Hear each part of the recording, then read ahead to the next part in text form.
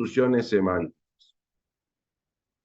Pues bien, en las constituciones normativas justamente se da el supuesto de que estas constituciones tienen estos contenidos que ya mencioné en relación a cómo se organiza el poder, que el poder está dividido porque hace a la limitación del poder, que ese poder está limitado para que justamente no existan abusos de poder y que por lo tanto también existen controles a ese poder, y en su caso uno de los controles más fundamentales que deben existir tiene que ver con un poder judicial que goce de independencia e imparcialidad para que justamente sea el resorte que nos queda siempre para salvaguardar nuestros derechos y para impedir el avance grosero que pudiera darse del poder. Entonces, esa constitución a su vez establece derechos fundamentales de las personas, de los seres humanos, y que a su vez también existen las garantías en el caso de que esos derechos pudieran estar amenazados o lesionados en su ejercicio. Entonces debemos tener estos resortes y estos principios limitantes y garantes justamente del pleno ejercicio de nuestros derechos. Bueno, todo esto que yo mencioné se da en la práctica.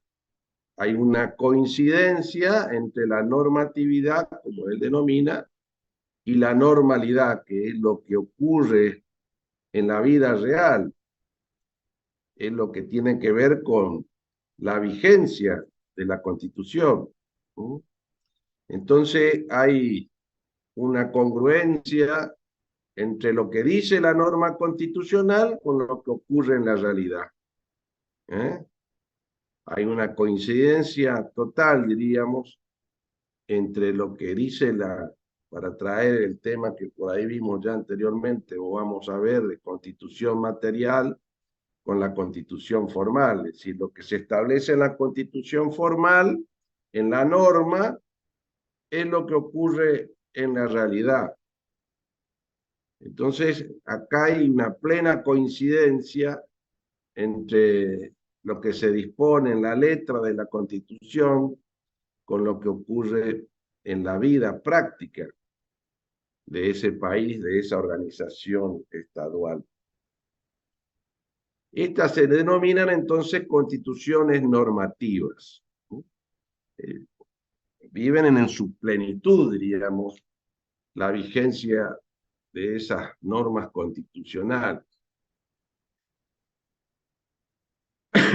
Después encontramos las constituciones nominales, que si bien tienen los mismos contenidos y se da la misma organización de la estructura política, se establece en esa constitución, hay una cuestión que no está todavía afinada, que se corresponde a que el grado de cumplimiento de esa constitución no es absoluto, sino es relativo, porque hay algunas cuestiones que todavía no han alcanzado a ser cumplidas por parte de esa sociedad. Es decir, que lo que se establece en la Constitución formal, lo que se establece en la norma constitucional, no se cumple en su totalidad.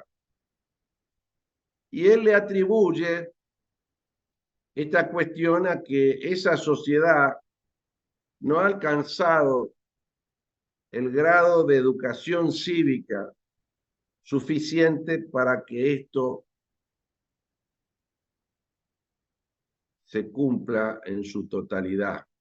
Entonces él habla de que si bien la Constitución no es cumplida en su totalidad, la misma sirve como objetivo a seguir, porque es esa la aspiración de esa sociedad de lograr en un tiempo el cumplimiento total de su constitución y entonces alcanzar los estándares que se corresponden a la constitución normativa.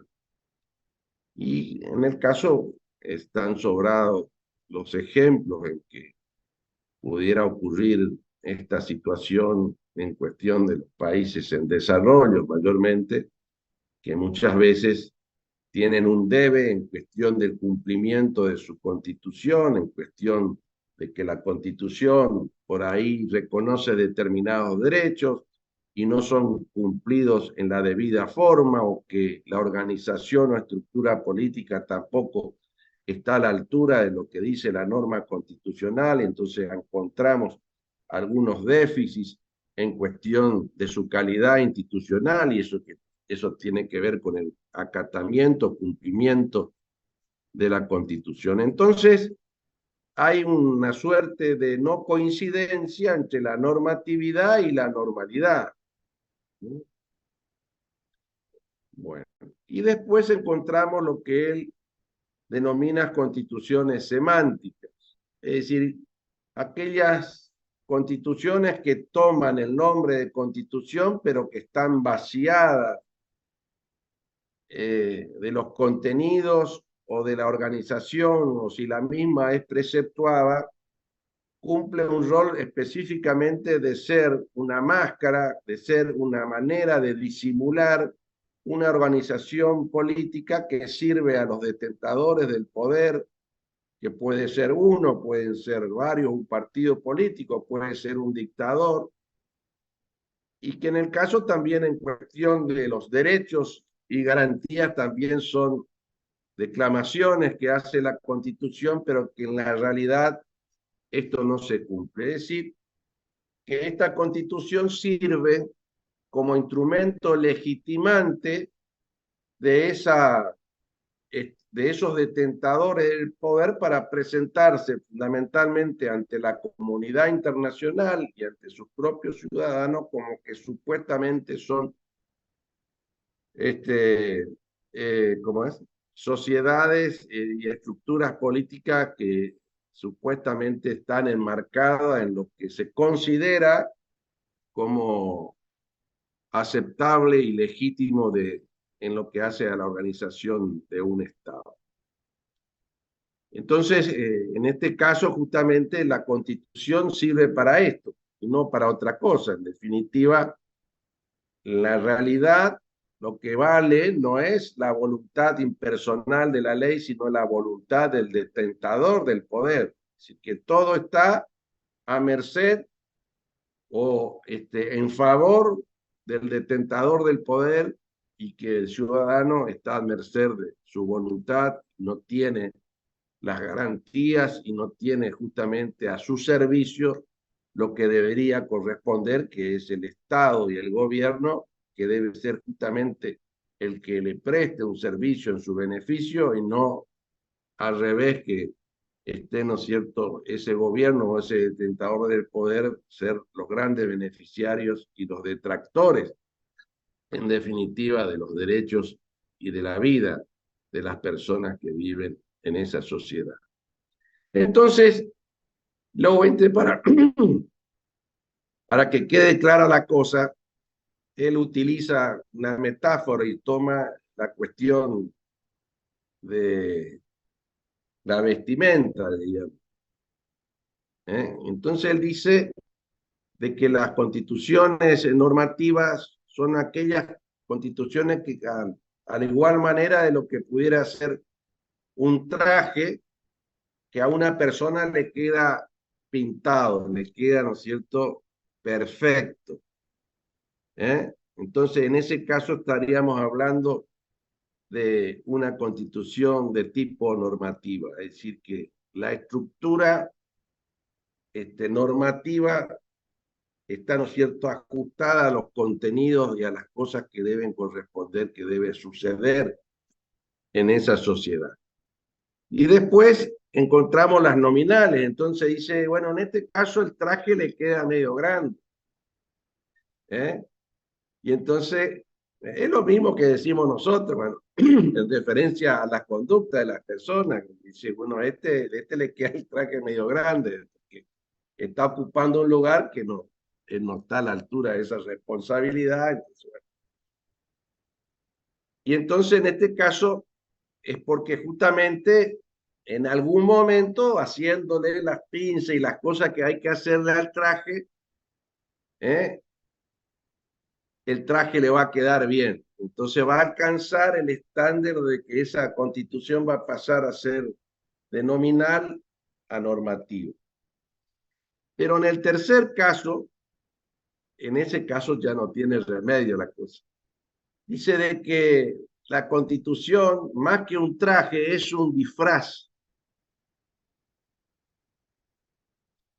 Como les decía yo hoy, entonces esa organización política que no tiene nada que ver con un Estado democrático y que está al servicio de sus gobernados, sino que al contrario se sirve de sus gobernados para gozar de privilegios y ejercicio del poder en forma no limitada y que le es poco, ¿no es cierto?, ameno cumplir con las normas, sino que acá lo que vale es la voluntad del detentador del poder, que los controles no existe, y si existe un poder judicial, es solamente, ¿no es cierto?, una estructura que sirve para legitimar o para avalar los actos de los detentadores del poder o el detentador del poder. Vamos a poner un ejemplo para que ustedes entiendan. Por ejemplo, lo que pudo haber sucedido en el Paraguay con la época de Stroessner, Alfredo Stroessner. ¿eh? Había una hermosa constitución, división de poderes, todo muy lindo, derechos, garantías, poder judicial, acá y lo otro.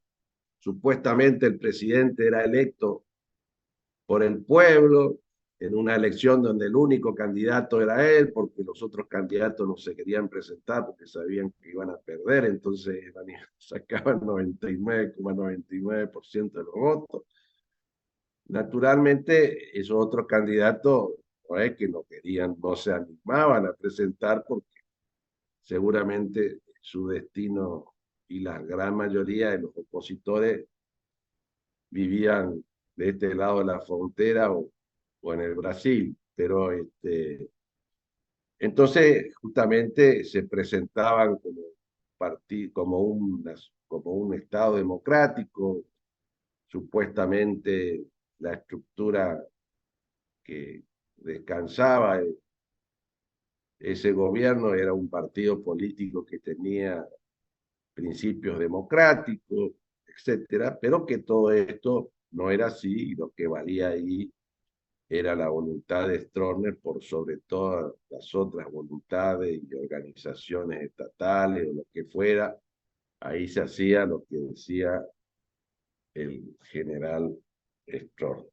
¿no? Y así fue que gobernó, creo que más de 40 años. Algo parecido pudiera ser Franco en España.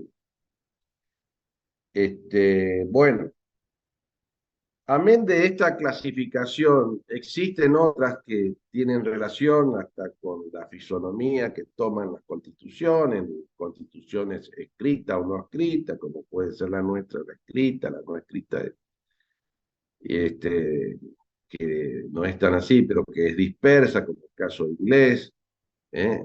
Las constituciones rígidas y flexibles, que tienen que ver con las constituciones como la nuestra, que tienen un procedimiento especial, dificultoso, que determina esto de que sus normas tienen una mayor perdurabilidad y que por tanto es muy dificultoso reformarlas, entonces eso hace rigidez. ¿sí? Y las flexibles que no, que pueden ser modificadas por el procedimiento ordinario de producción legislativa y no establecen ningún procedimiento especial para justamente modificar normas del rango constitucional. También las que son genéricas o utilitarias, las genéricas justamente menciona en forma genérica cuestiones que hacen a determinada a los derechos de las personas, y la utilitaria que entra pormenorizadamente a regular y a prescribir en cuestión de los derechos y garantías de sus habitantes. Y en el caso, nuestra constitución es genérica, ¿cierto? Porque hace mención del derecho y después queda librado a los poderes constituidos la reglamentación que pudieron realizar junto al ejercicio de esos derechos, así como lo expresa el artículo 14 mismo de la Constitución. Entonces, el derecho de usar, gozar de la propiedad,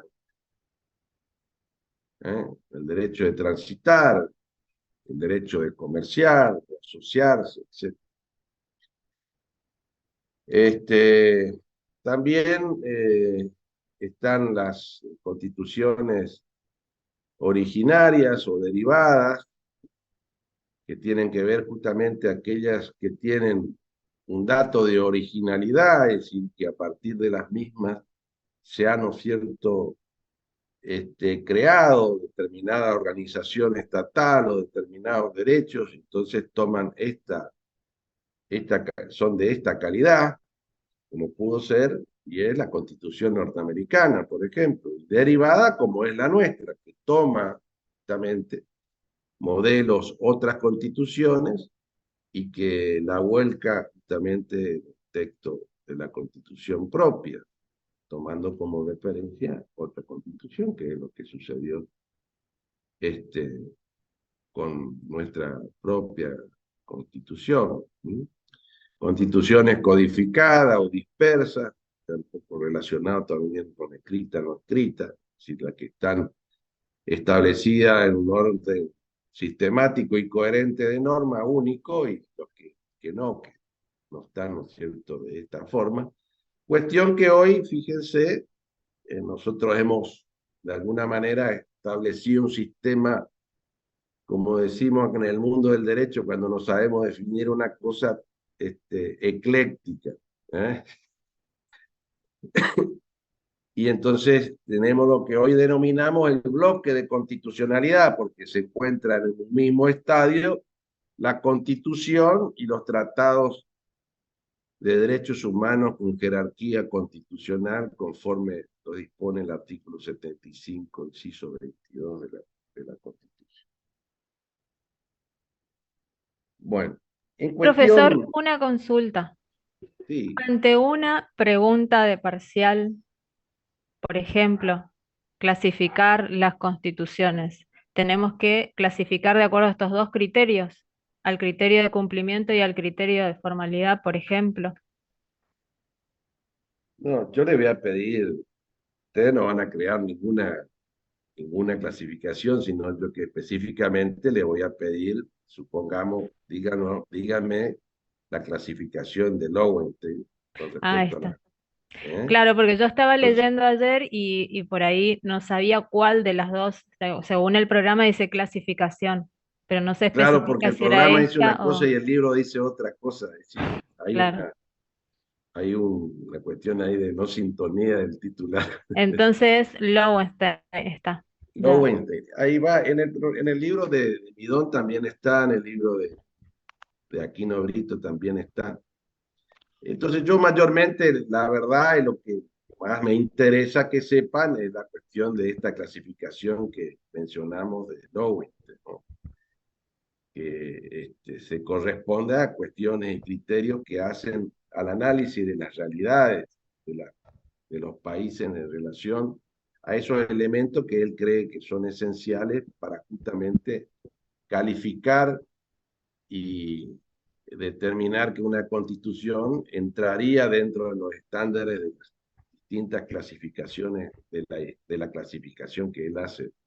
¿Eh? Disculpe, Este, pero es más importante la clasificación que la tipología, ¿no? Porque la tipología ya es lo de no, historicista no, y... esa es otra cosa. Claro. Una Ah, cosa son la clasificación, todo es importante, como dijo un profesor cuando le fui a pedir y que me marque el programa, que era lo más importante. Todo es importante. En los tipos es otra cosa. ah. Los tipos tienen que ver con tres tipos que se dan y que tienen también una cuestión, si se quiere, ideológica en punto a cuál tipo de constitución uno adhiere o no, y que se relaciona primeramente con los positivistas, que justamente entienden que son de la versión racional normativa, justamente hacen descansar mayormente en la razón humana todas las cuestiones que tienen que ver con no solamente el mundo del derecho, sino con cualquier otra cosa. Y entonces ellos entienden de que la Constitución es una creación de la razón humana, porque es una recepción de la razón humana de determinadas cuestiones que son anteriores, pero que el hombre es el que la recepta y la vuelca en una norma. Esa es la racional, una norma jurídica que tiene que tener una característica formal especial que debe ser escrita, porque entienden que esta es la manera de dar mayor, ¿no es cierto?, certeza y seguridad a esa sociedad, que esa constitución determina su organización y determina sus derechos y garantías fundamentales. Entonces ya no hay una cuestión de que, bueno, ¿de dónde sale esto? ¿O dónde está esto? Está acá, está escrito. Entonces es una cuestión formal muy importante para ellos. Esa constitución debe tener una determinada organización de los poderes que deben estar limitados, divididos, que deben existir controles, que el poder judicial debe ser un poder independiente, imparcial, que a su vez a norma jurídica debe, en principio ellos entendían que debe darse a perpetuidad de una sola vez y para siempre, pero que después achicaron el pescado porque se dieron cuenta de que esas cosas no podían justamente perpetuarse definitivamente porque la sociedad cambia, las cosas cambian, el mundo cambia, las necesidades de la gente cambian. Y entonces, naturalmente, entendieron de que, bueno, tiene que tener una rigidez que permita una perdurabilidad lo más larga posible, pero que en su caso, ante situaciones que la sociedad entiende que deben, ¿no es cierto?, modificarse, debe, ¿no es cierto?, establecerse un sistema que permita esto, pero que sea el producto de un gran consenso. Es decir, ¿qué es lo que sucede con nuestra Constitución? Que adhiere mayoritariamente a la versión racional normativa y que por ello también esa Constitución, para justamente que ella es el sentido de la Constitución, el de alcanzar la mayor dignidad de la persona humana. Y entonces también ahí se deben establecer los derechos fundamentales de las personas y las garantías a esos derechos. Y que también ellos entendían que esos derechos tenían carácter de universales, porque si esos derechos servían para la persona humana, los mismos debían ser, ¿no es cierto?, cumplimentados tanto en Francia como en Kamchatka o en Alaska,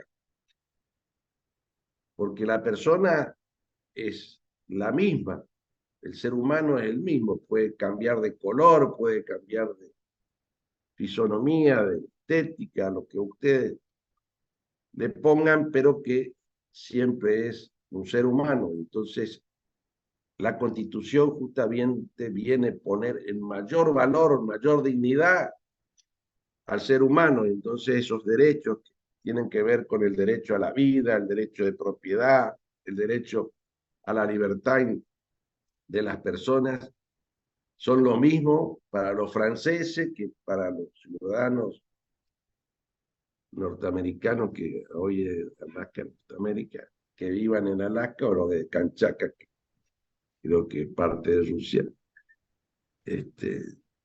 Buen día, doctor.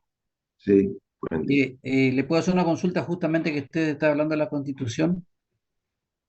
Sí, Creo que usted justamente se está expresando sobre el tema y yo quiero hacerle personalmente esta pregunta de que, como usted dice, que la Constitución es como un parate, digamos, para poner freno, digamos, ¿Y qué nos podría decir usted con respecto a que constantemente se está manipulando, se manosea, se viola la Constitución justamente? ¿en referencia a qué específicamente? Hoy, últimamente hemos visto con estos gobiernos, digamos, últimamente que están, así que es como que no le interesa la Constitución como ley fundamental, digamos, es como que, Pero puntualmente en qué, porque yo no veo tanta violación. no, justamente es como que, en una palabra, lo que yo entiendo es como que se avasalla por ahí generalmente se quiere avasallar sobre todo sobre el Poder Judicial para cambiar algunas leyes y que le convengan a ellos No, en este caso. mire, el Poder Judicial es al revés, yo pienso al revés de lo que usted dice. Eh, las leyes se pueden cambiar por el procedimiento constitucional que establece la Constitución y en referencia a ello, el Poder Judicial solamente tiene esa capacidad de control. Ujú, Si hay algún tipo de avasallamiento o incumplimiento de la Constitución, que en el caso justamente el Poder Judicial no cumple con su función, ahí el problema es justamente del Poder Judicial. Y el Poder Judicial en este país goza de absoluta independencia. Es más, se critica mucho que por ahí el Poder Judicial ha avanzado sobre los demás poderes y se ha atribuido a su vez facultades que le son ajenas y hasta de poder, ¿no es cierto?, indicar qué es lo que debe hacer, hasta a su vez el Poder Ejecutivo, en su caso, el Poder Legislativo. Lo que sí, seguramente, la sensación que a usted le queda muchas veces porque los medios de comunicación se encargan de crear una imagen absolutamente distorsionada en algunos aspectos y que, por supuesto, lamentablemente muchas veces también los otros poderes no están a la altura de sus responsabilidades, pero lo que tiene que ver con el cumplimiento de las normas constitucionales en general de nuestro país, eh, en relación a la cuestión formal, me refiero, se cumplen. El problema de nuestro país últimamente no es tanto la cuestión de tipo formal, sino de otras naturalezas, que se corresponden a que muchas veces los gobiernos no aciertan con sus políticas y que en el caso los perjudicados son los ciudadanos en sus yerros en cuestión de hacer gestionar el Estado. Pero desde el punto de vista de la cuestión formal, si se quiere, acá hay una cuestión que ahí sí yo señalo muchas veces, de que el Poder Judicial muchas veces deja mucho que desear en su actuación. Que muchas veces a su vez, cuando se han distorsionado algunas conductas, a su vez dentro de la órbita del Poder Ejecutivo, el Poder Judicial miró para otro lado. Y por ahí se empoderan cuando esos gobernantes dejan de estar en el poder y entonces ahí descubren recién que han cometido algunas ilicitudes.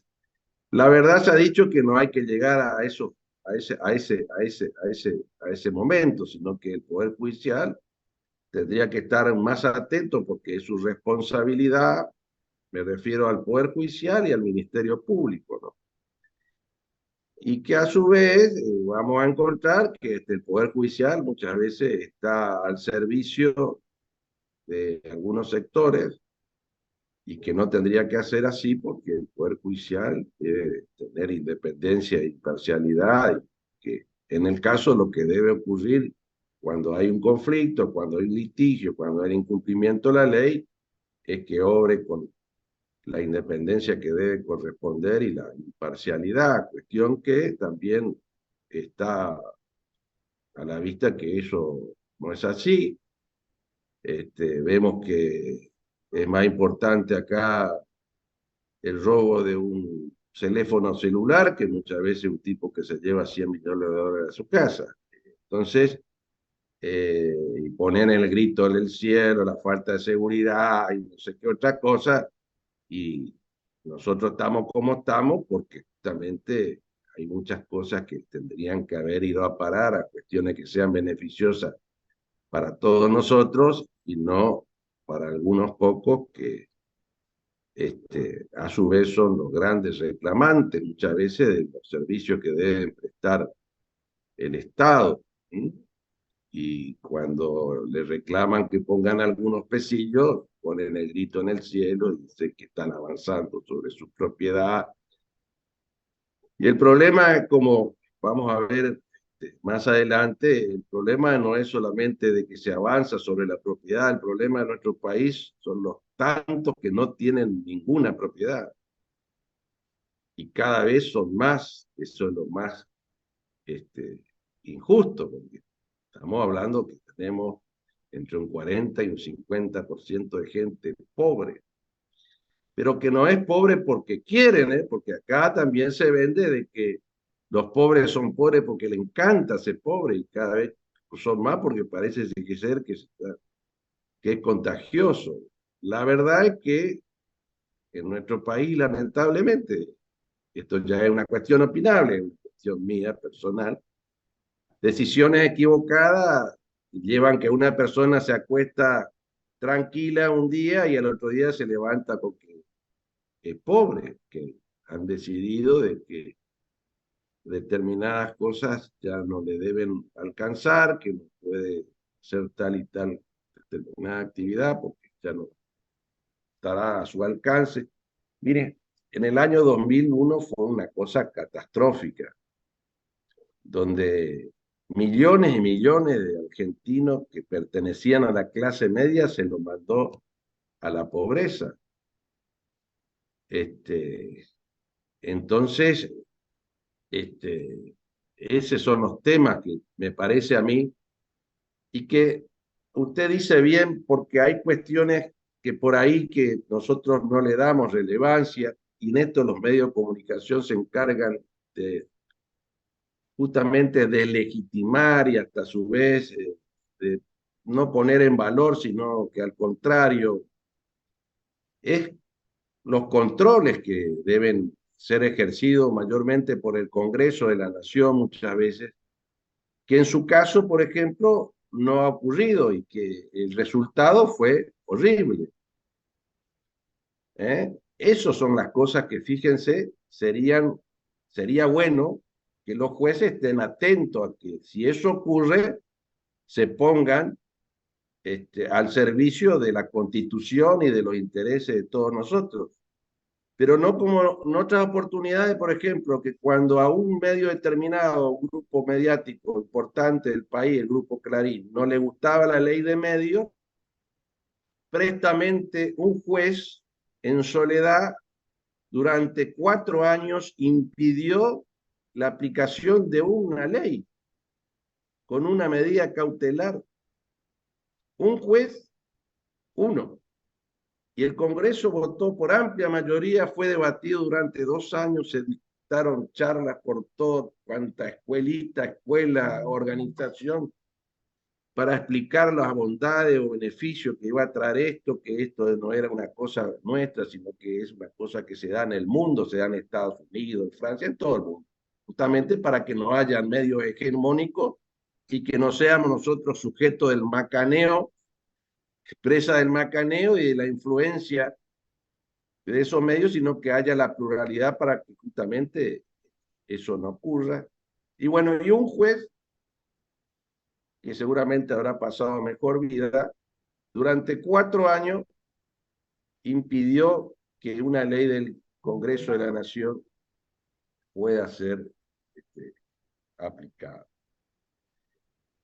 Le doy otro caso. el tema de esto que está tan en debate y que todo el mundo hoy ahí descubre la desgracia que fue eso. El asunto este del crédito que nos dio el Fondo Monetario Internacional, de 50.000 o 47.000 millones de dólares. Eso supuestamente tendría que haber pasado por el Congreso, no pasó. Supuestamente tendría que haber tenido la firma hasta el presidente de nuestro país o el jefe de gabinete, por lo menos. No lo tuvo, solamente la firma del ministro de Hacienda. Y no obstante, miren, el tema que nuestro país, un país no poderoso, diríamos que estamos en una situación de debilidad, entonces determinados argumentos no nos alcanzan, no podemos hacerlo valer. Pero la verdad es que esa firma se podría denunciar. Se cumplió con los requisitos, ni siquiera se cumplió con los requisitos que establece la Carta Fundacional del Fondo Monetario Internacional. Y fíjense, esas cosas, los jueces que tendrían que estar atentos a eso, porque están para eso, miraron para otro lado.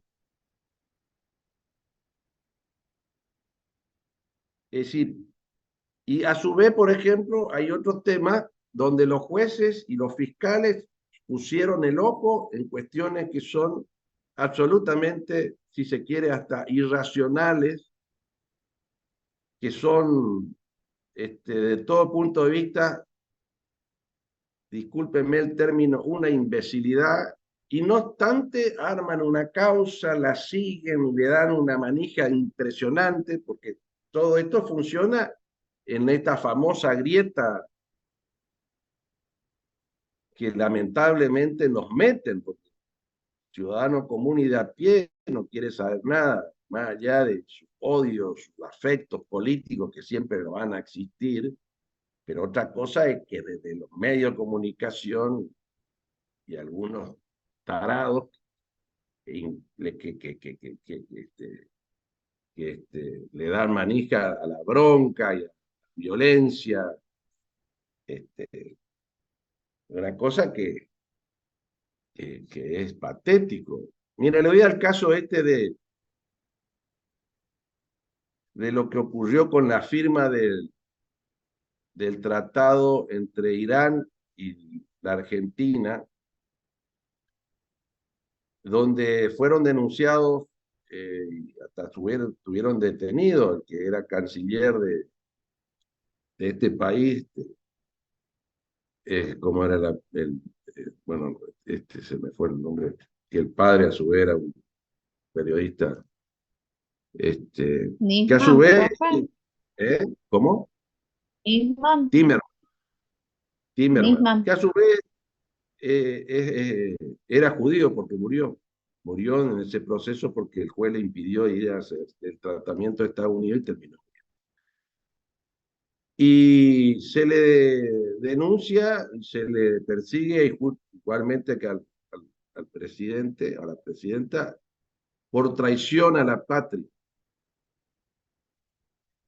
Y el delito de traición a la patria está en la Constitución. Y dice que para que se constituya ese delito, para que la conducta de la persona sea traición a la patria y no otra cosa, es en el caso de que exista una guerra con algún país. Ahí le voy a leer el artículo 119 dice: la traición contra la nación consistirá únicamente en tomar las armas contra ella o en unirse a sus enemigos prestándole ayuda y socorro. El Congreso fijará una ley especial, la pena de este delito. Bueno, nosotros con Irán no teníamos ninguna guerra,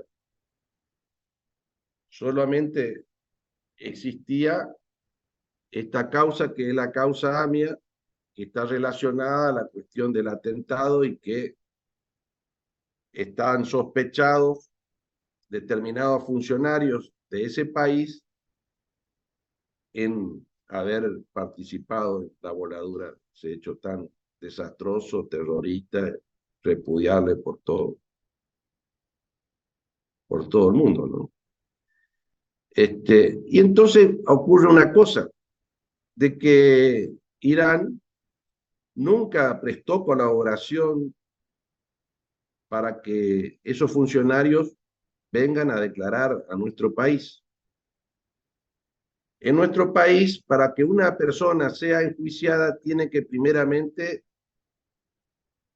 iniciarse de la causa, y la causa se inicia con la declaración indagatoria.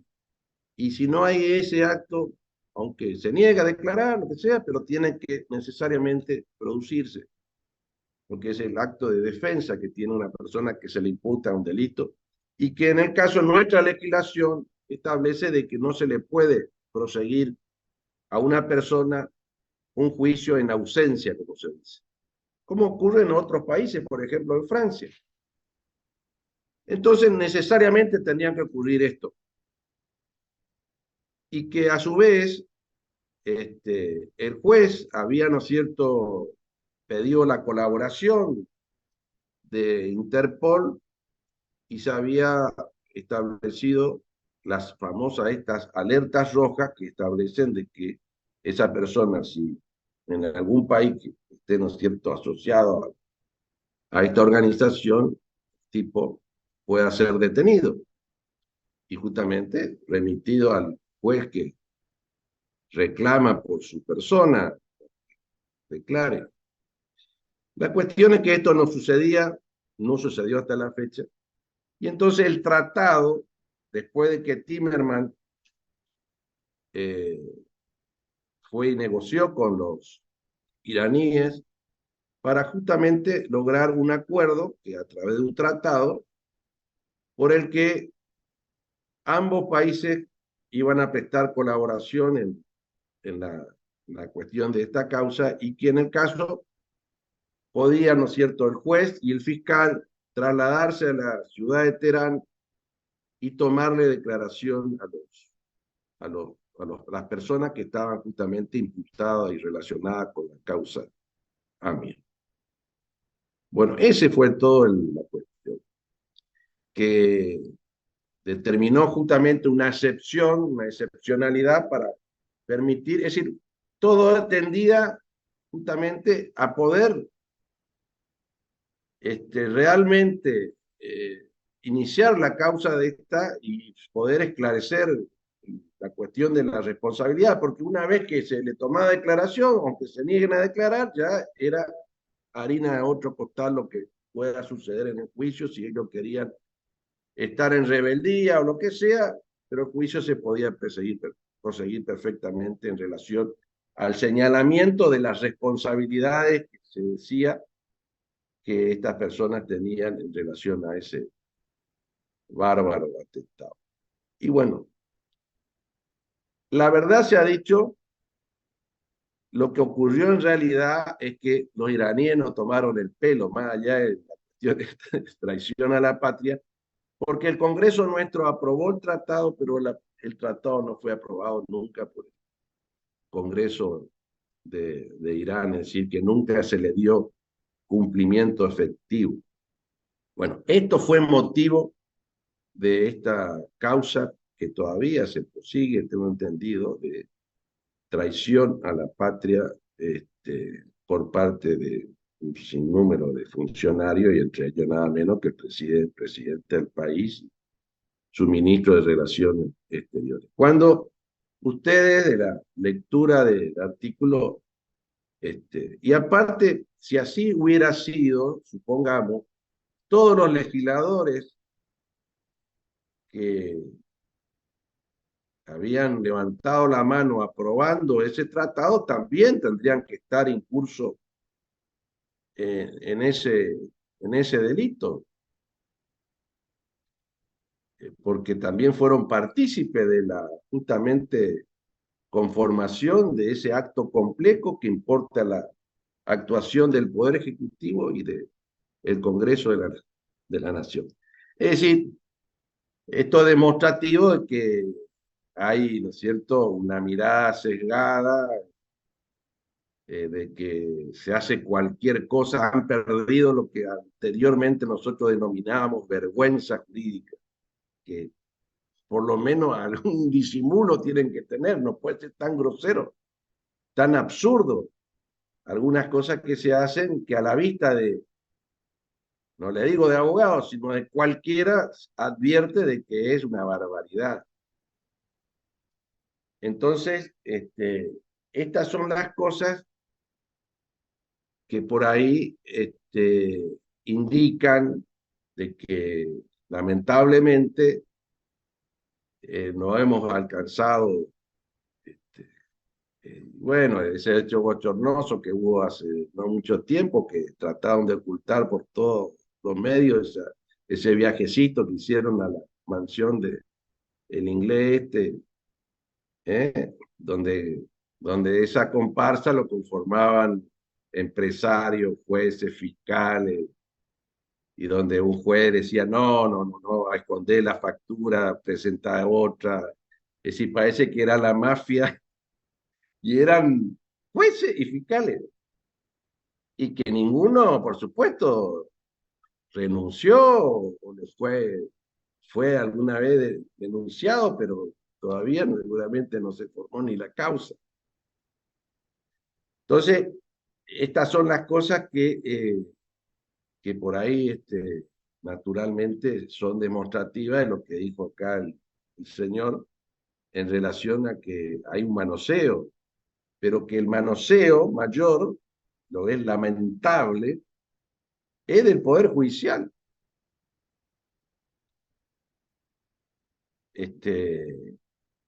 Cuando lo que se supone que el Poder Judicial debe ser el gran garante del cumplimiento de las normas, el gran garante de controlar a aquellas personas que han cometido alguna infracción a la ley, que cumplan con su responsabilidad, es decir, sea aplicable la sanción. Miren, hay otras causas que pomposamente se las exhiben como hechos de corrupción. No sé si existieron los hechos de corrupción o no existieron, pero hay una cuestión que a mí me llama poderosamente la atención. Por ejemplo, en cuestión de el tema de las obras, de la obra pública. Resulta de que el jefe de gabinete de nuestro país es el que ejecuta el presupuesto de la nación. Es decir, que necesariamente para que haya, ¿no es cierto?, cualquier gasto, cualquier cosa, cualquier obra, tiene que tener sí o sí el mocho del ministro del área y el del jefe de gabinete que autoriza justamente. Bueno, existen en estas causas, no hay un solo jefe de gabinete imputado.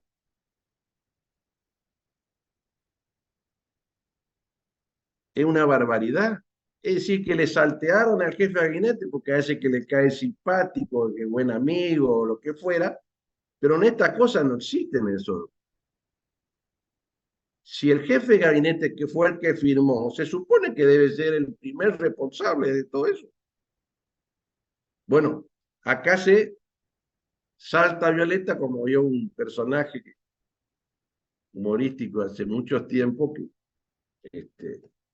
que lo hizo famoso a su vez hasta Olmedo, que hacían de payaso, y él tenía un perrito que era un perro de lana, ¿sí? Entonces le salta a Violeta y le dice, sí, bueno, y acá es salta y saltear, pero bueno, tenía que decir estas cosas en relación al tema que se interrogó el alumno. Esta es una Profesor, posición mía. Naturalmente después vamos a volver sobre estos temas y yo hay una cuestión que me enerva absolutamente, es que en el caso, fíjense, ustedes van a encontrar que los periodistas, fundamentalmente los medios de comunicación, son juristas de nota, gente que sabe más derecho que los abogados, le digo. Entonces vamos a encontrar que en nuestro país de arquitectura, ahora los arquitectos, de medicina, los médicos y de derecho cualquiera. Y encima asegurando y poniendo como que lo que ellos dicen es absolutamente cierto, sin ningún rigor científico, naturalmente, y menos con un conocimiento por lo menos vulgar que correspondería para manifestar muchas de las barbaridades que por ahí se dicen, ¿no es cierto? Pero con una ligereza y una liviandad, como que si leyeron, bueno, está bien, está dentro de las reglas del juego, es decir, hablar de derecho y no acertar es una posibilidad. Si le aciertan, bueno, bingo. Pero en la gran mayoría de las veces, a su vez, también se dicen cosas, pero a propósito, sabiendo de que lo que dicen no es cierto. Este, entonces, a uno por ahí, por ejemplo, con respecto a los fueros de los legisladores, se dice barbaridades, dicen cualquier cosa.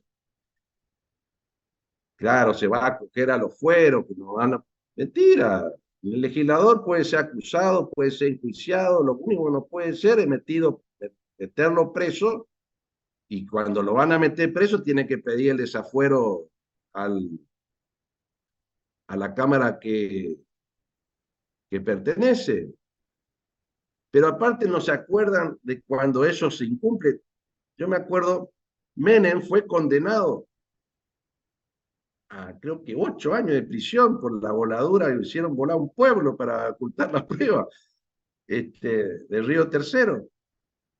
Y la Cámara que lo condenó nunca pidió el desafuero de Menem. Y lo que tienen que pedir son los jueces, no puede otra persona no puede pedir el desafuero. La Constitución dice el juez del sumario, y que eso importaría, en el caso de que la Cámara le dé lugar a ese desafuero, la suspensión de ese legislador y la posibilidad de ser, ¿no es cierto?, detenido o arrestado. Para eso está el desafuero, no para otra cosa. Y entonces por ahí también hay algunos legisladores que le macanean al público en general y dicen, yo renuncio a mi fuero. No se puede renunciar, sino las cosas, eso no le pertenece a los legisladores, eso le pertenece al cuerpo. Y si quiere renunciar a los fueros, tiene que ir y decir, bueno, métame preso, porque ese es el sentido del desafuero. Porque acá en este país, a su vez, esto está confirmado por una ley, existe, ¿no es cierto?, inmunidad de arresto, pero no inmunidad de proceso. Es decir, que a cualquier persona, sea legislador o no sea legislador, sea presidente, se le puede, ¿no es cierto?, investigar, se le puede proceder la causa.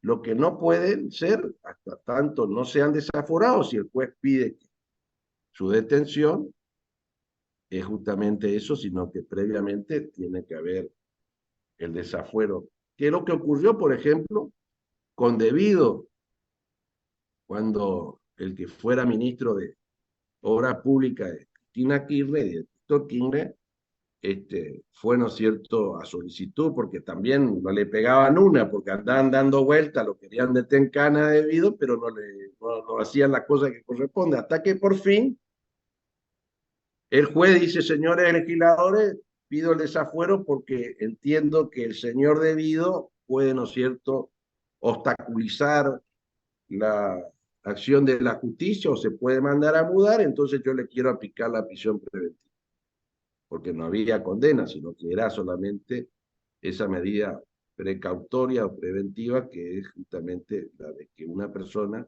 en un extremo, que es el que deba seguir una causa penal no en libertad, sino bajo arresto. Bueno, vamos a ir. Entonces, esta cuestión, como decíamos, de la versión racional normativa, que tiene estas singularidades o esta propuesta de constitución, por eso también cuando hablamos de constitución, no todavía yo me entreviero con la otra cosa. Vamos a ver cuando veamos constitucionalismo clásico, justamente, de que en la misma declaración del ciudadano y del hombre de la Revolución Francesa se menciona esta cuestión que la Constitución para ser constitución, es decir, para merecer esta denominación, debe tener estas características, y si no es cualquier cosa menos una constitución. Bueno, esta es la versión racional normativa. Después encontramos la versión historicista, y que dice que la constitución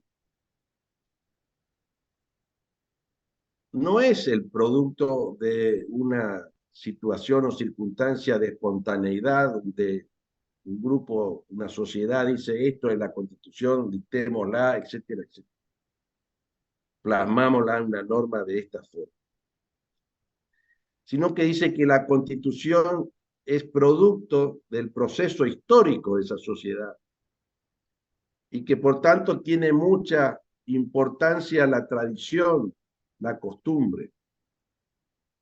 En eso fundamentalmente recae, reposa lo que tiene que ver con la normativa constitucional. Entonces, esta cuestión tiene que ver mayormente con el aspecto de la legitimidad, fundamentalmente, que hace de que la Constitución sea el producto de ese proceso histórico. Y que vamos a ver que nuestra Constitución tiene características de una y de otra, y ha tomado algo de todo. Porque si bien nosotros hemos adoptado la versión racional normativa, porque como dicen los chicos, de una dimos la Constitución y tomamos como referencia una Constitución a su vez de otro país, tuvo también mucho que ver el antecedente histórico que tuviera nuestro país en cuestión, por ejemplo, de haber tomado el presidencialismo norteamericano. No es un dato así que caprichoso, sino que tenía que ver con la manera que veníamos, ¿cierto?, haciendo funcionar el poder, donde había figuras destacadas dentro de las órbitas de las provincias, que eran los gobernadores o caudillos, es decir, un reconocimiento a un poder unipersonal. La cuestión del federalismo, naturalmente eso fue producto de esas guerras intestinas infernales que tuvimos por tanto tiempo, donde dirimimos justamente esta cuestión que hacía al reconocimiento de las autonomías o no de las provincias, o el ejercicio de un poder centralizado que tiene que ver con el unitarismo. El dato histórico, el proceso histórico, tuvo mucho que ver con lo que es nuestra Constitución. Y la versión sociológica que dice, miren, la Constitución, más allá de lo que diga la norma formal, la Constitución formal, la Constitución es la que está vigente, la que se cumple. Entonces a mí no me interesa mucho la cuestión de la letra de la Constitución, sino que a mí lo que me interesa es qué es lo que ocurre en la realidad. Por eso la cuestión de los sociólogos no importa tanto como esa lógica del deber ser, sino el ser, lo que hoy ocurre. Por eso importa mucho lo que tiene que ver con el dato de la eficacia, de la vigencia. Entonces, vamos a encontrarnos que en el caso, por ejemplo, también esta versión ha campeado por mucho tiempo nuestro país.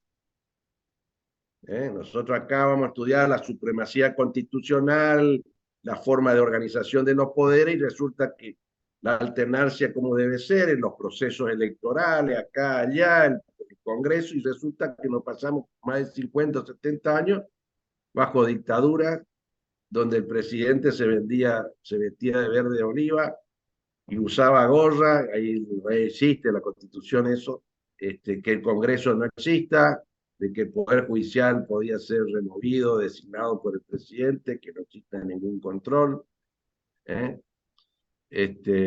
que puedan, ¿no es cierto?, poner en situación de inferioridad a la norma constitucional, dictando la suerte de ellos le denominaban estatutos revolucionarios, y entonces condicionaban la aplicación de la Constitución a los el principio objetivo que se fijaba el proceso revolucionario, de nada. Pero bueno, y bueno, y eso era acatado y era cumplido. Entonces hay como yo les digo, yo estudiaba Derecho Constitucional en esas circunstancias, entonces era una risa. El presidente elegido y vos veía y miraba, veía cosas que lo elegía la Junta Militar, que formaban las tres fuerzas de las Fuerzas Armadas, y que en el Congreso funcionaba la CAL, que era Consejo de Asesoramiento Legislativo. Y lo integraban 10 tipos y entonces hacían una suerte de mini congreso puesto por ellos nomás, y el Poder Judicial lo mismo. Y bueno, y eso es lo que ocurría. ¿No? Bueno, entonces estas son las distintas versiones de Constitución. Ahora vamos a ver lo que tienen que ver con esto, con las cláusulas operativas, programáticas y transitorias. Bueno, en el caso, vamos a ver que en principio los derechos constitucionales son operativos, es decir, que tienen aplicación directa por el solo hecho de estar establecido en la Constitución, tienen que ser o posibilitarse su ejercicio.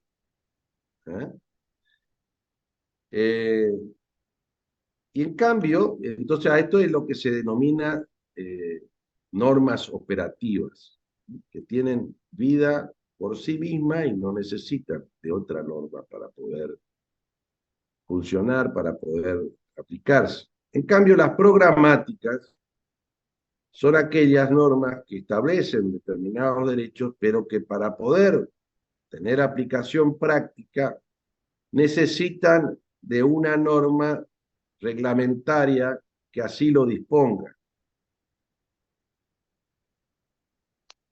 En el caso se entiende de que dentro de la normativa hoy en día, hasta hoy en día, las cuestiones que hacen a los derechos sociales mayormente tendrían estas características.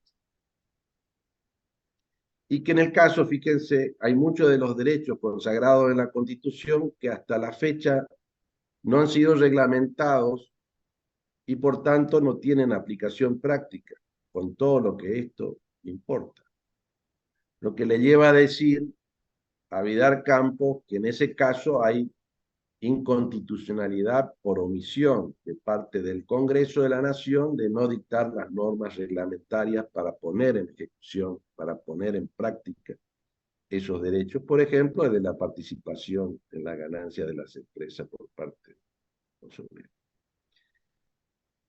Entonces, a mí ahí me sirvió mucho siempre una figura que no recuerdo bien de qué autor era, pero que me simplificó sobre manera de entender este tema. Que decía de que las normas programáticas son aquellas normas que al igual forma que una persona cuando tiene un problema de movilidad tiene que usar muletas. Entonces las muletas son lo que le hacen caminar a esa persona. Si no tiene la muleta, esa persona no puede caminar. Y bueno, esto es lo que ocurre con las normas que tienen esta característica. Después encontramos también las normas transitorias, que en el caso son aquellas normas que tienen un tiempo de vida que se relaciona o se condiciona en cuestión del objetivo que se fija la norma para determinado cumplimiento de determinado objetivo. Entonces, una vez cumplimentado o alcanzado ese objetivo, no tiene mayor razón de su existencia, ¿no? Por ejemplo, hay normas transitorias en la Constitución a partir de 1994 que vinieron a ajustar el sistema de transición de lo que era la nueva organización institucional, por ejemplo, del Congreso en cuestión de esa incorporación de ese tercer senador, para justamente, porque los senadores votaron la ley de declaración en la necesidad de la reforma, pero primeramente se cuidaron de que los 9 años de mandato que ellos tenían por la constitución anterior se cumplan en su totalidad.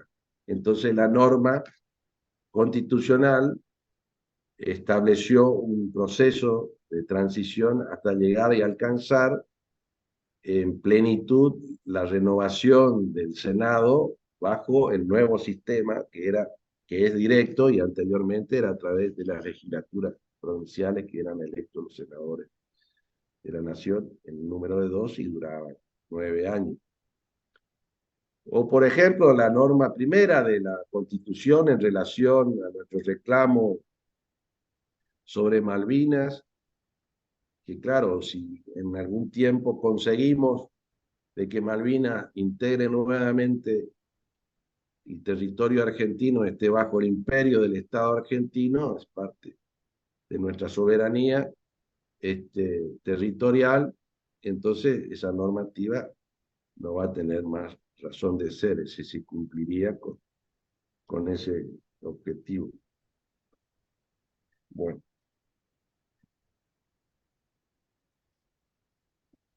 También la dinámica constitucional y las mutaciones. Bueno, en el caso existe lo que tiene que ver con una interpretación del texto constitucional y a su vez de lo que respecta también al no cumplimiento de determinadas cuestiones que se establecen en la Constitución, no obstante que ahí están expresadas, pero que lamentablemente no han alcanzado el cumplimiento de la misma. Por ejemplo, en el artículo 24 de la Constitución y a su vez 75, inciso 12 hoy, en relación a el juicio por jurados, ¿sí? Que deben estar cansados de escuchar que habría que implementar el juicio por jurado, que provincias lo han hecho, pero a nivel nacional está ausente desde 1853, dice la Constitución en el artículo 24. La cuestión es que también en ese caso es lo que dice Vidal Campos, que se haría una inconstitucionalidad por omisión de parte del Congreso de no dictar las normas que a su vez 75, inciso 12, le establece como facultad en relación a la implementación del juicio por jurado. Pero que también en el caso puede haber, ¿no es cierto?, una dinámica de interpretativa de la Constitución, porque a su vez hay una norma constitucional que deja abierto mayormente la recepción de nuevos derechos y de garantías, que es el artículo 33 de la Constitución, cuestión de lo que se denomina derechos no enumerados o implícitos, de tal manera que en el derrotero de la vida de la Argentina hubieron reconocimiento hasta a su vez y de creación, como se dice, pretoriana, es decir, judicial a través de sentencia de jueces que han reconocido garantía, no obstante no estar expresamente prescripta, como puede ser el amparo en su oportunidad, como un avance, en este caso sí, atribuible al Poder Judicial de muy beneficiosa interpretación que se hizo en relación al reconocimiento de determinadas garantías en cuestión de salvaguardar y valga la redundancia, garantizar, efectivizar los derechos, más allá de que existan normas procedimentales o que no existan en relación a ello. El juez tiene que estar siempre atento en favor del cumplimiento de la Constitución y del ejercicio de los derechos constitucionales por parte de lo que son los recipiendarios, lo que son los beneficiarios de la Constitución, que somos nosotros, lo de carne y hueso. Como también en lo que hace a interpretaciones que se pudieron dar de la Constitución, que vienen justamente a darle un correcto sentido o una modificación en cuestión de que en su oportunidad pudieran tener una lógica distinta a la que se da hoy, porque las razones de su prescripción fueron otras y que han desaparecido o se han disipado, y entonces no hay más que tener, ¿no es cierto?, esa interpretación taxativa, diríamos, literal de lo que dice la norma constitucional. En relación a ello, por ejemplo, el artículo 32, que establece la cuestión de la limitación de dictar normas por parte del Congreso Federal y así también la justicia nacional en relación a la libertad de imprenta, porque se dio en el marco una desconfianza feroz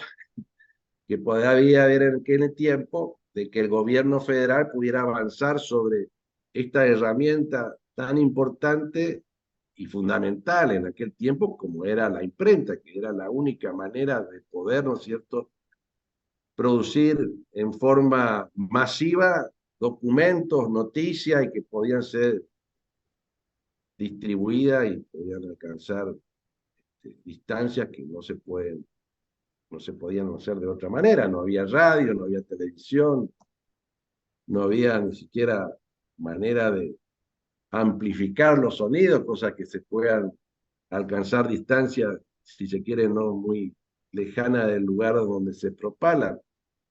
Este, entonces, eso ya hoy no tiene razón de ser. Ya no hay, ¿no es cierto?, este esquema de confianza que podría haber existido allá por el 53-60, en razón de que, bueno, acuérdense que veníamos de guerra, después la provincia de Buenos Aires recién se incorpora en el 60. Entonces, dijeron los constituyentes, por la duda vamos a meter este artículo para que justamente se quede a resguardo el tema de la imprenta y le podamos criticar desde la provincia al gobierno federal sin que ellos pudieran hacer alguna cosita que impida que eso suceda. Bueno,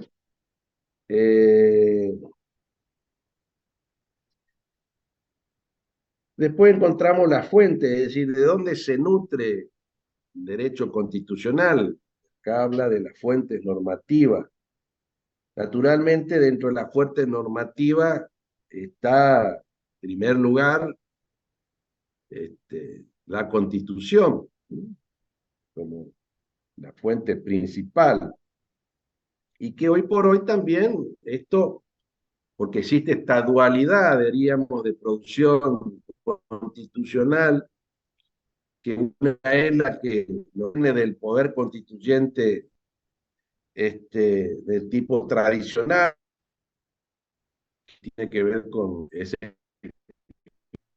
constitución, pero que también a igual manera de que esas normas que tienen esa génesis, ese origen, también tenemos las que vienen, nos devienen del mundo exterior, del derecho internacional, porque así lo hemos dispuesto nosotros en nuestro texto constitucional, aperturando justamente e incorporando a nuestra normativa constitucional, a ese bloque sí, denominado de constitucionalidad, los tratados de derechos humanos. Eso se tiene que grabar a fuego, tienen que ser de derechos humanos, porque ahí están expresados y los que a futuro se incorporen, como se incorporaron, tienen que versar sobre esta cuestión, esta naturaleza y no otra. No puede ser llevado a jerarquía constitucional un tratado comercial.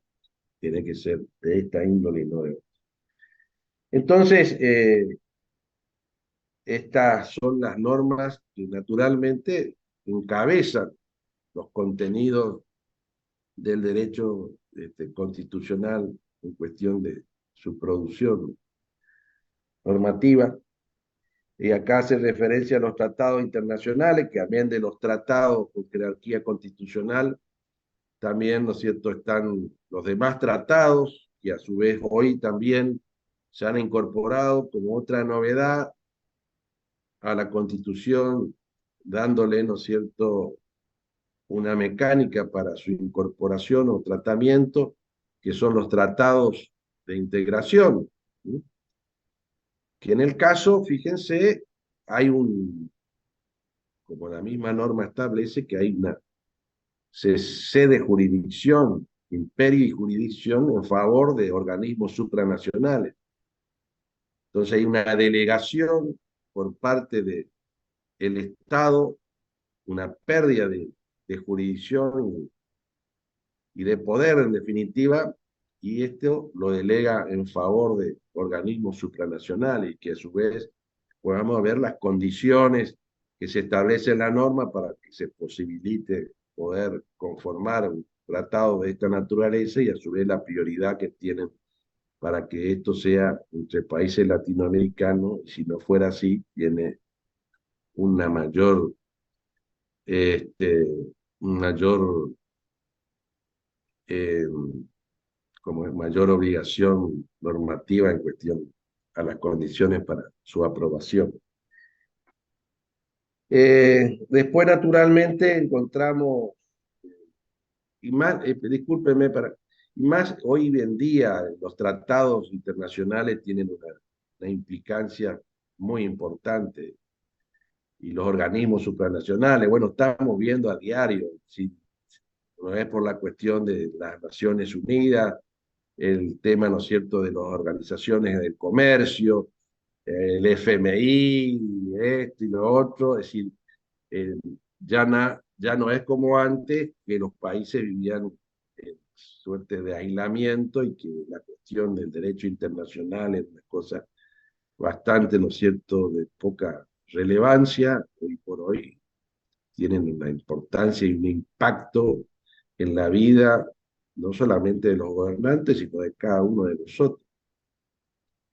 La cuestión, la ley, en tal sentido se menciona la ley formal, es decir, la dictada por el Congreso de la Nación, a diferencia de la ley material, que son normas dictadas en otros ámbitos de la organización del poder por parte de nuestra organización, ¿no es cierto? Entonces vamos a encontrar la sanción, de las normas bajo el procedimiento establecido en nuestra propia Constitución, y que a su vez, en, en muchas medidas, en muchas cosas, la Constitución justamente hace descansar en la ley dictada por el Congreso para la implementación, hasta a su vez, de organizaciones políticas o poderes del Estado, como también en lo que hace al ejercicio de los derechos y garantías, ¿no?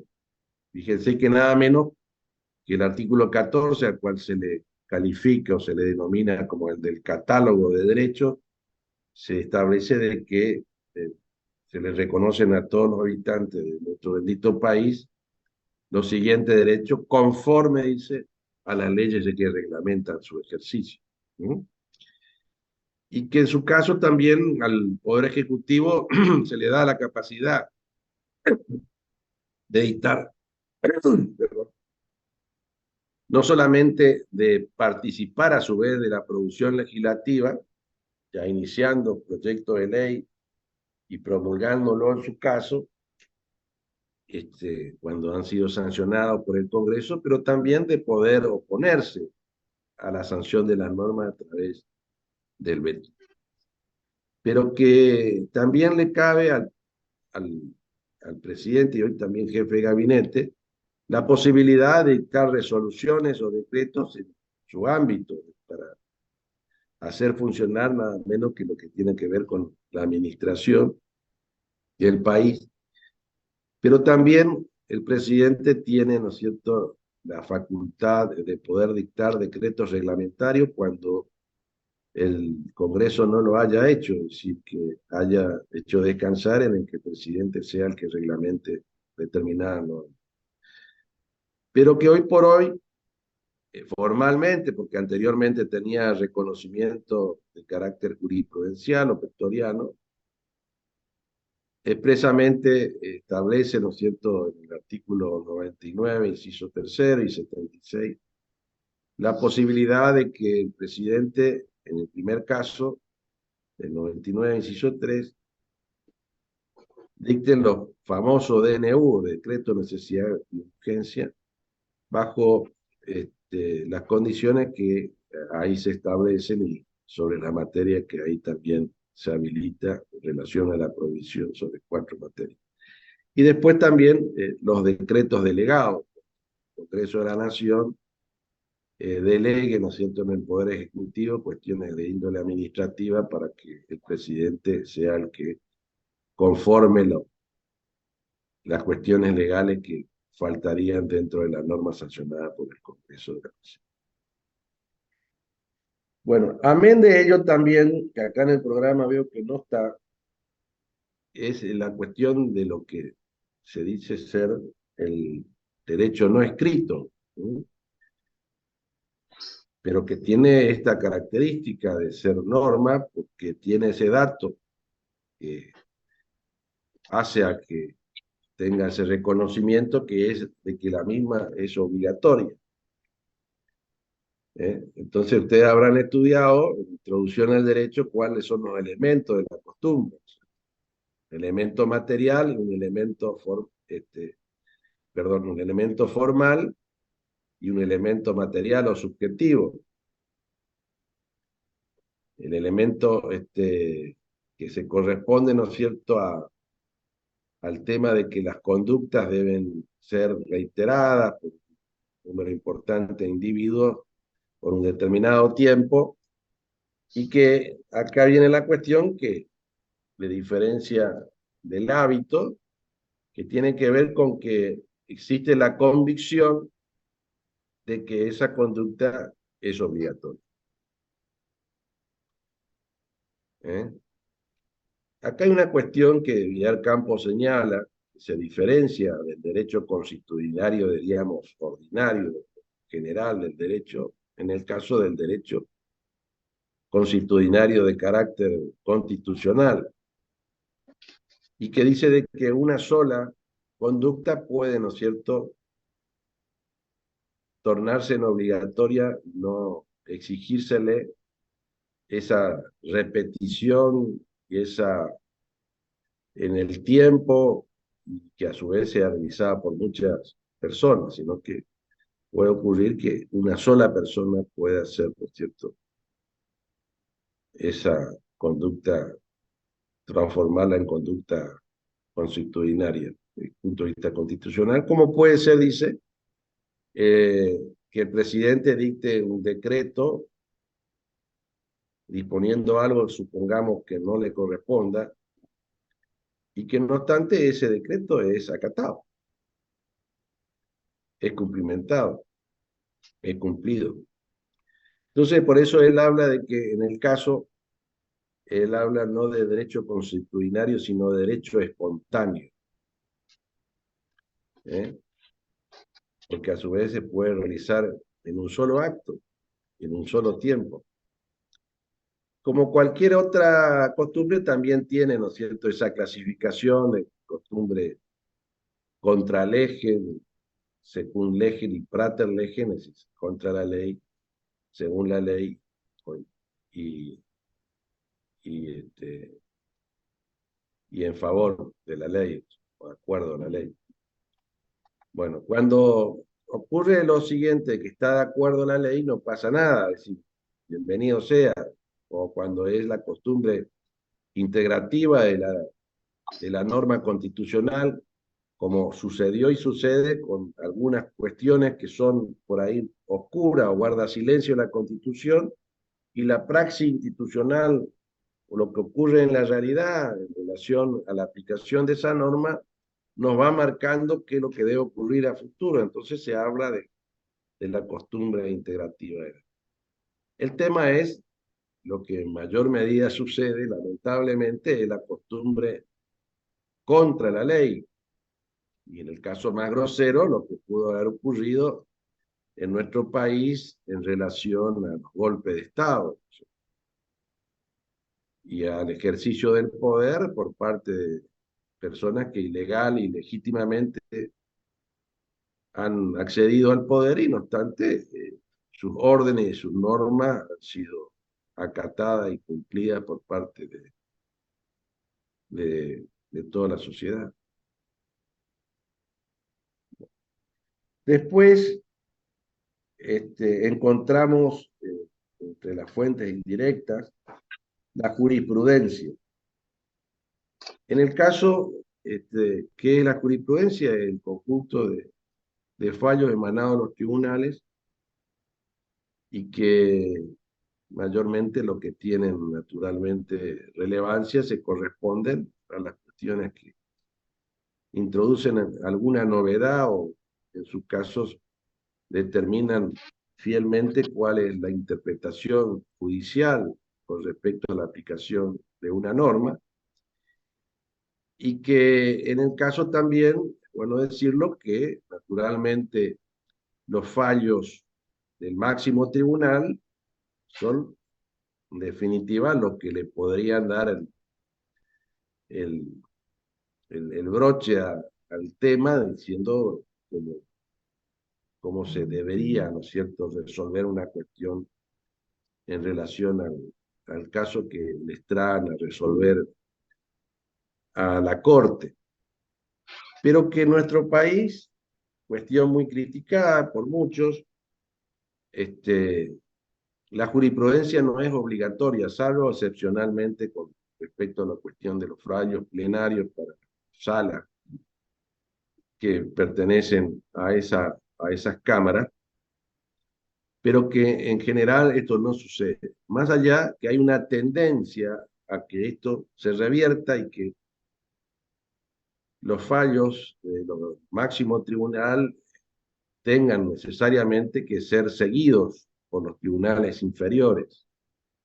Y en relación a ello, hoy se ha interpretado, y esto es lo que también la Corte ha marcado, que los jueces, para poder alejarse de los fallos que hayan dictado en casos semejantes la Corte Suprema, deben, ¿no es cierto?, fundamentar del por qué se alejan de lo que ha resuelto la Corte. Y a su vez, se toma como que si esta es una cuestión caprichosa, puede ser hasta a su vez causal de juicio político de los jueces que así se conducen. Porque esto rompe de alguna manera también con la lógica de la igualdad, porque resulta que puede haber tanto tratamiento y tantas cosas diferentes como jueces que estén en tratamiento causa. Es un caos, una anarquía de alguna manera, y que a eso debe, ¿no es cierto?, darse algún orden, una coherencia, y en su caso estaría dado por lo que resuelve el máximo tribunal, pero a su vez también por una cuestión de economía procesal, porque se supone que una vez llegado a esa instancia se va a replicar, ¿no es cierto?, lo que había ocurrido ya con anterioridad en el mismo caso. Entonces sería ilógico que tengamos que transitar todo el camino para recién conseguir lo que se supone que vamos a conseguir si se llega a esa instancia. Otra cuestión también en lo que tiene que ver con, sabemos que le cabe a los jueces el control de constitucionalidad, que es justamente una de las facultades muy importantes que tienen los jueces, y en relación a ello, hoy por hoy volvimos a los cauces normales, si se quiere, más allá de algún extravío que pueda haber de algún juez que no quiera hacer lo que tiene que hacer, que es la cuestión del control de constitucionalidad de oficio, que esto se perdió en la década del 20 en la jurisprudencia justamente de la Corte, que mutó, y en vez de entender que es una obligación por sí de controlar las normas y los actos, dijo que tiene que haber petición de parte, porque si no se rompe con la lógica del debido proceso y la defensa en juicio. Una barbaridad, porque si los jueces están para controlar la constitucionalidad, ¿cómo puede ser que vayan a aplicar una norma que ellos advierten que es inconstitucional? Pero bueno, acá no, es decir, que las partes tienen el derecho de decidir sobre la aplicación o no de la Constitución. Como dicen los chicos, una joda para Tinelli. Pero así funcionamos hasta hace poco, porque eran todos los regalos que le hacían detentadores de poder para decirle, mire, háganlo más macana, pero vamos a estar nosotros muy atentos en no hacer lo que tenemos que hacer para que las cosas funcionen mal como corresponde.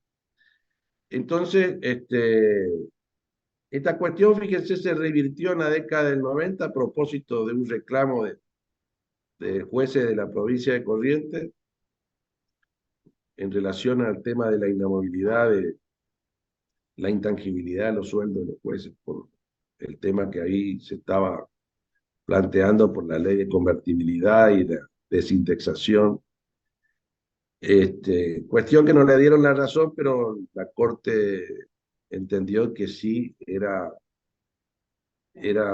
conducente lo que había hecho el Superior Tribunal de declarar inconstitucional la norma, no obstante no haber pedido de parte, es decir, que de oficio.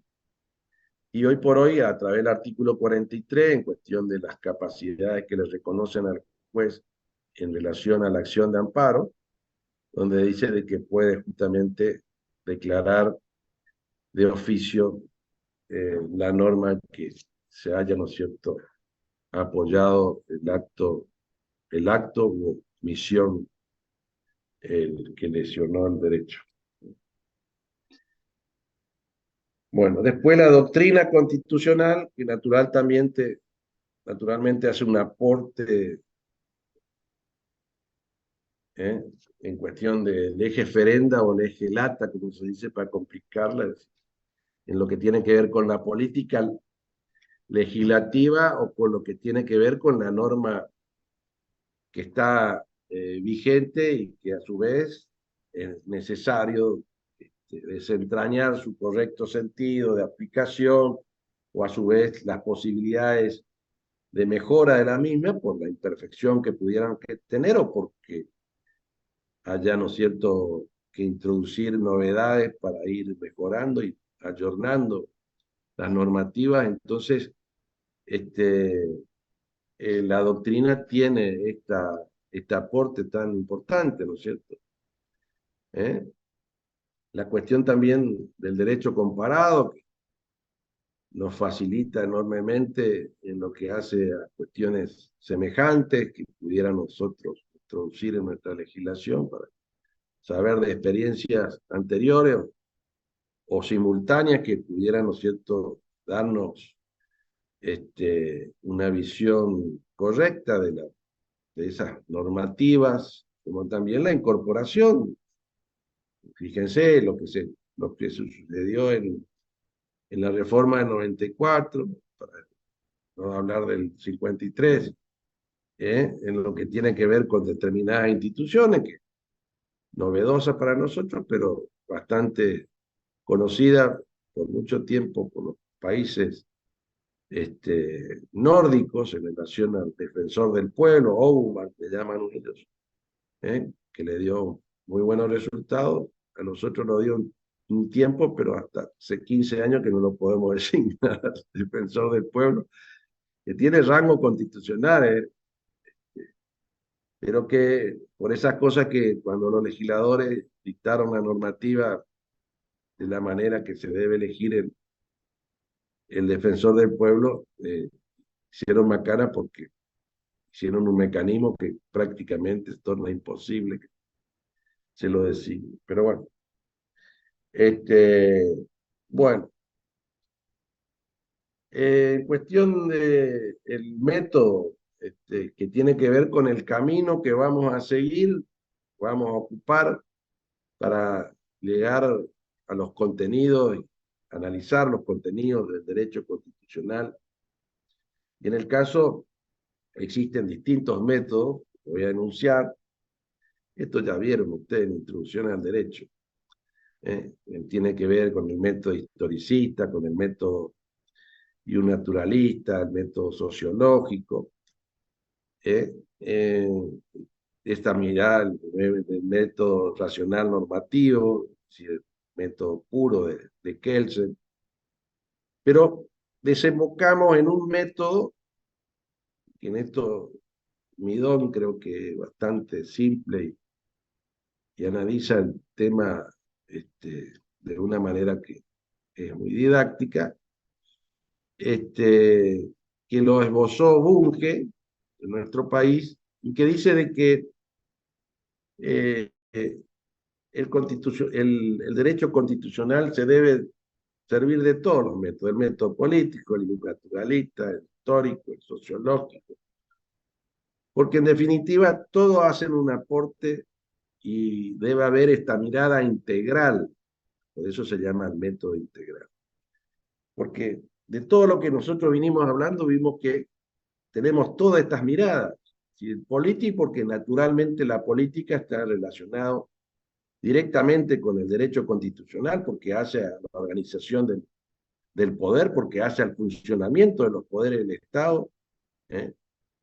La cuestión sociológica, la cuestión de cuáles son las conductas de la sociedad o de los mismos detentadores del poder en la hora de cumplir o no cumplir la Constitución, hacerla funcionar, la historia, en lo que hace a nuestras tradiciones, en lo que ha ocurrido, ¿no es cierto?, en algún tiempo en relación al cumplimiento, no cumplimiento, al funcionamiento.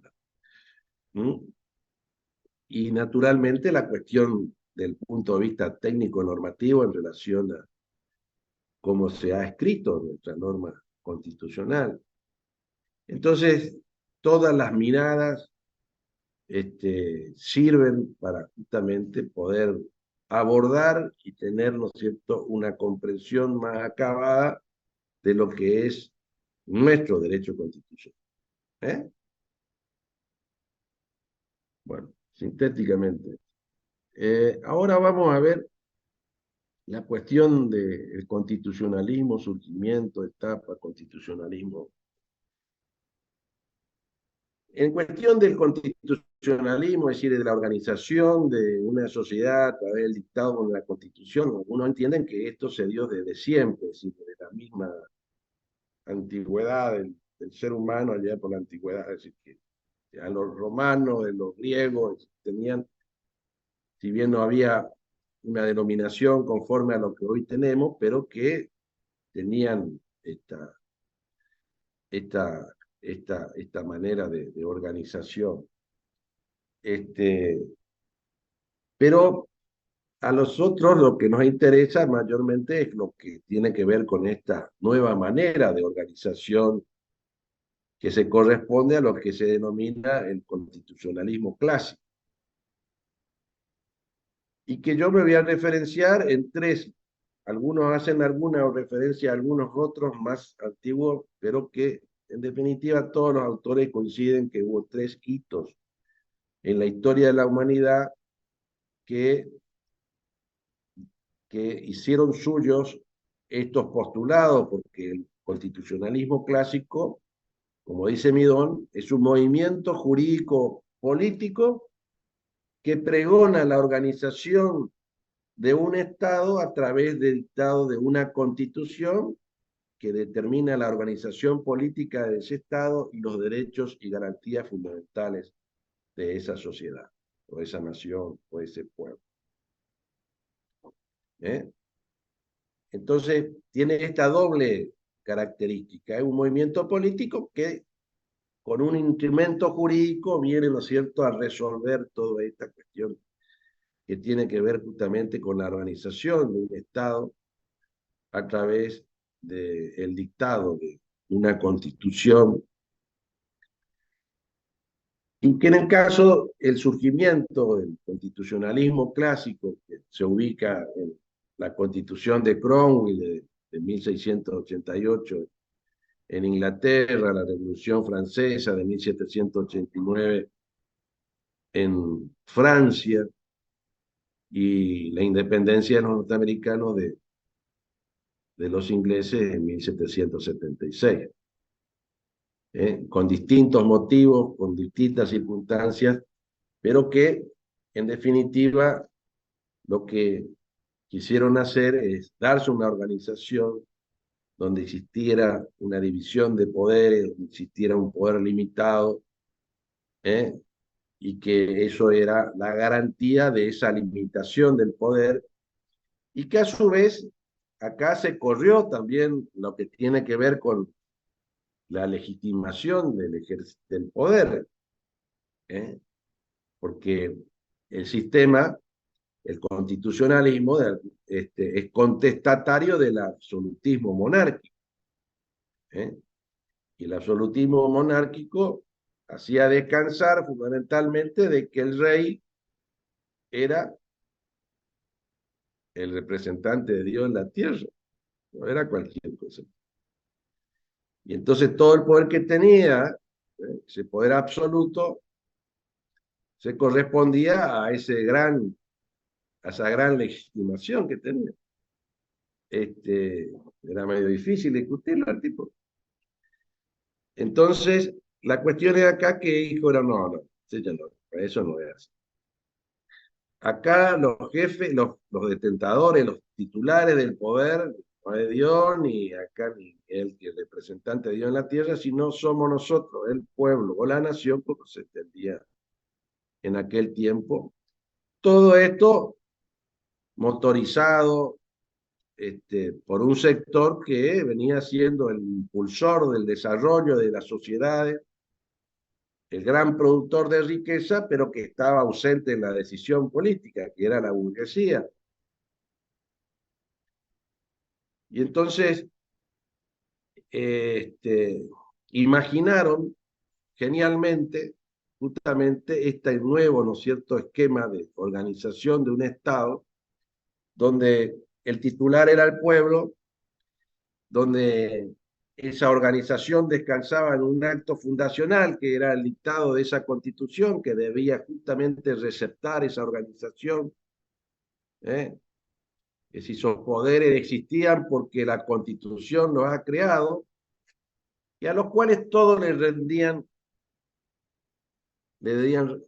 rendir acatamiento, cumplimiento, desde el más encumbrado hasta el menos importante de la escala social de esa. Porque acá lo que se viene a aplicar es la cuestión de que lo que vale no es lo que dice el detentador de poder, sino la voluntad impersonal de la ley, o en este caso de la Constitución. Porque el funcionario, el que ocupa un cargo en esa organización política, hace lo que la ley le dice que haga, y no más allá de lo que la ley le habilita a hacer. Esto tiene que ver con el principio de especialidad. Entonces, esto es lo que da el marco de seguridad al habitante para que no haya abuso de poder. Que una ciencia cierta sepa que la autoridad pública puede hacer esto y no otra cosa. Pero que también a renglón seguido, que así no fue en una primera época, como pudo suceder en Estados Unidos, hasta la misma Francia, en la cuestión de que primeramente lo único que aparecía en la Constitución era la organización política, y que la cuestión de derechos era un tema, ¿no es cierto?, que dejaba librado a los poderes constitucionales. Después se entendió que no, de que esto tenía que ser también receptado en el texto constitucional de tal manera de no dejar a la dinámica política doméstica, ordinaria o cotidiana, y entonces de tal forma que también los habitantes del pueblo sepan con certeza cuáles van a ser los derechos que son fundamentales y aceptados por la Constitución, y también las garantías a esos derechos. Pero en relación a estos derechos, existían derechos muy importantes en la visión de aquel tiempo y en relación a una ideología determinante en este proceso histórico, político, jurídico, y que tenían que ver con las ideas liberales. Y en tal sentido, entonces, también lo que había ocurrido antes del sistema corporativo que se daba en las sociedades, entonces, en este caso, se denostaba todo esto, aparecía que eso había que naturalmente destronar, y entonces se abrazan las ideas que tenían que ver con exaltar mayormente las libertades individuales y en el caso poner como eje de la organización y funcionamiento de la sociedad la voluntad individual. Entonces, el Estado que ellos preveían y que organizaban debía circunscribirse a determinadas cuestiones muy específicas y todo lo otro quedaba librado a la iniciativa privada en el marco de las voluntades y de las libertades. ¿Eh? Esto era naturalmente un avance muy importante en relación de lo que venía sucediendo, pero después no dio los resultados que aparecían o que parecían que iban a dar, porque en nombre de las libertades y en nombre del ejercicio de las voluntades individuales se cometieron muchísimos atropellos a la dignidad de la persona humana y lo que aparecía como la gran fórmula de resolución de los problemas no era tal. Porque también sucedió un proceso, aparte del proceso político, proceso muy importante en el mundo y fundamentalmente en los países que se estaban industrializando, aparece una máquina infernal que posibilita esto, que fue la máquina de vapor, y que en el caso entonces hubo una modificación muy importante en las maneras, modos de producción, y entonces irrumpen en la escena dos grandes actores, los empresarios capitalistas y los obreros, el proletariado.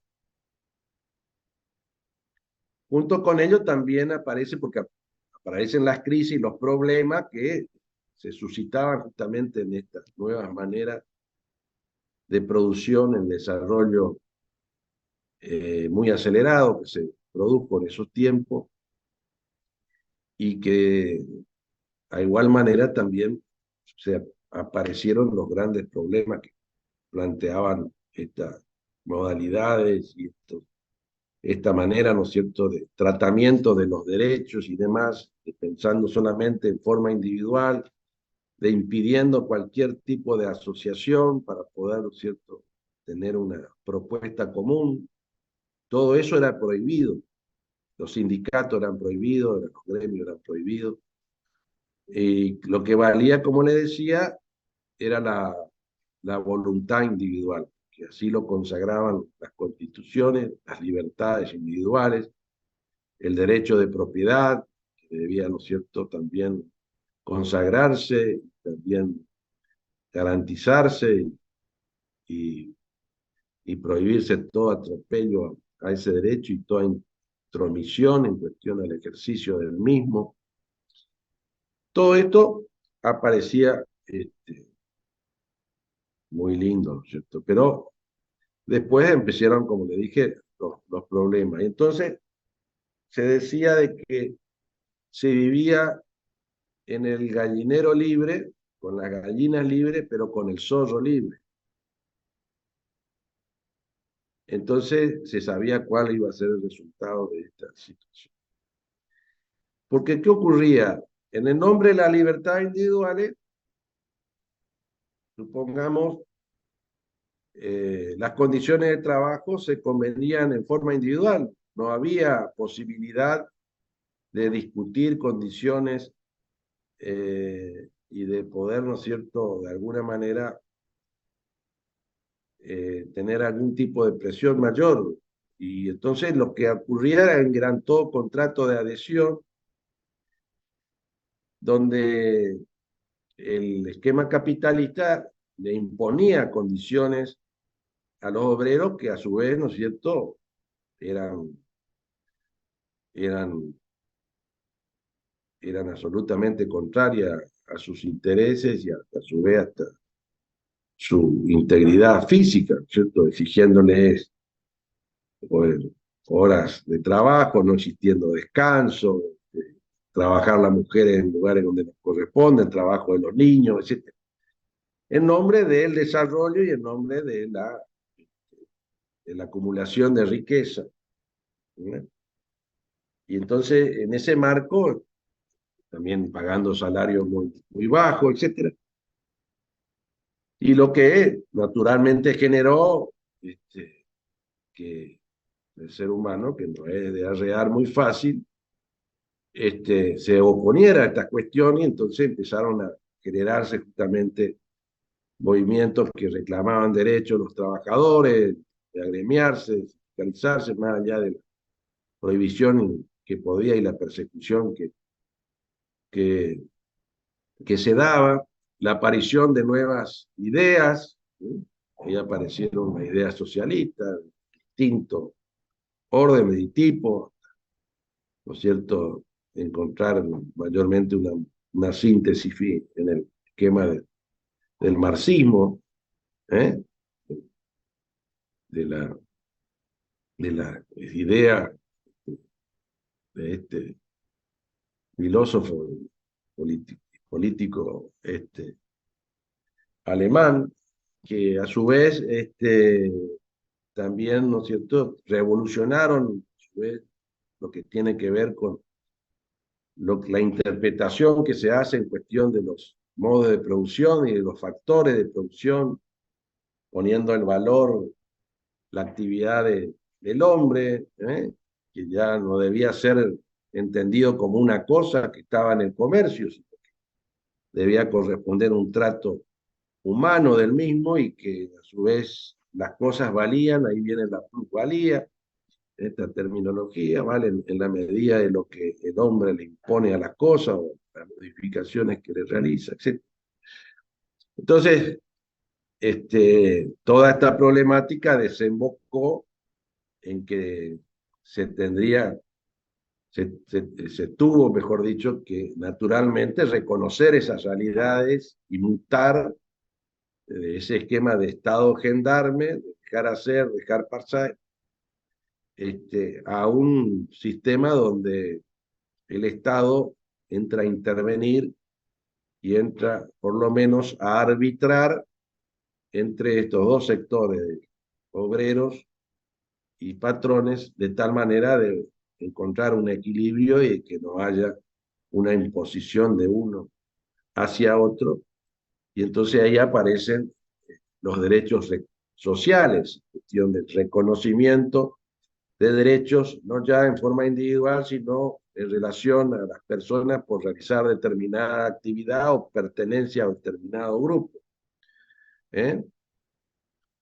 Y entonces, en esa impronta de reclamo y que no fue fácil, que no se consiguió así pacíficamente, podríamos decir, sino que hubo mucha violencia también, y en el caso el Estado estaba al lado del capitalista, ¿no es cierto? Entonces reprimían toda aquella cuestión que podría, ¿no es cierto?, estar contraria al esquema de organización de derechos que estaba así dispuesto.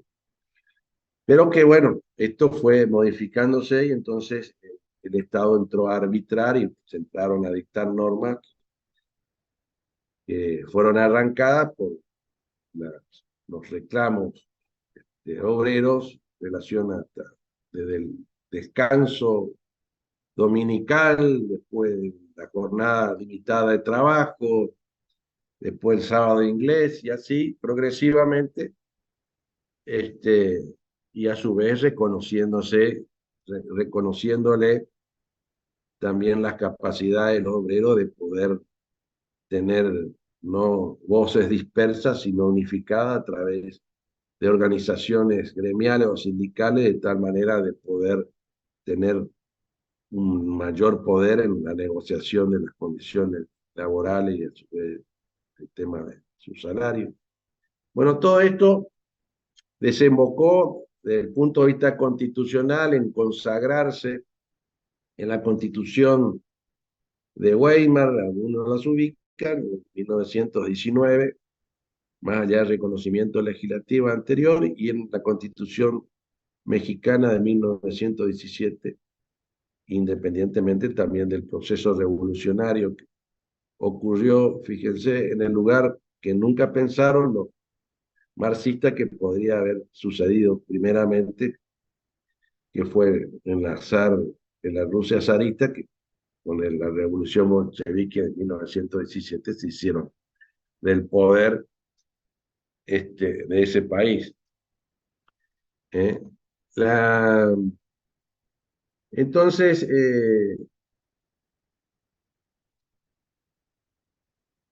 esto es lo que tiene que ver con el constitucionalismo social y que en el caso nuestro, trayéndolo a esto a nuestro país, también, bueno, a principios del siglo XX mayormente empezaron a dictarse normas en este sentido.